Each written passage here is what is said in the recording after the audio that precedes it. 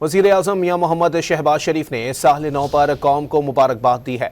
वज़ीर-ए-आज़म ने दुआ की कि नए साल का सूरज खुशियों, खुशहाली और अल्लाह के फजल व करम के लिए तुलू हो। वज़ीर-ए-आज़म शहबाज शरीफ ने कहा कि खुदा करे नए साल का हर दिन मुल्की सालमियत, कौमी हम आहंगी जैसी इक़दार को मजबूत तर करे और माशी आसूदगी, समाजी माशरती खुशहाली की नवीद लेकर आए।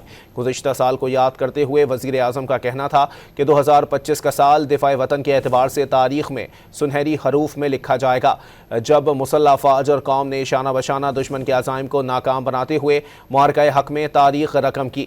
वज़ीर-ए-आज़म ने अज़म का इजहार किया कि इंशाअल्लाह पूरी कौम अपनी दिलेर, बहादुर और बासिलाहियत अफ़वाज के साथ मिलकर मुल्क के दिफा में हमेशा सीसा पलाई दीवार साबित होगी।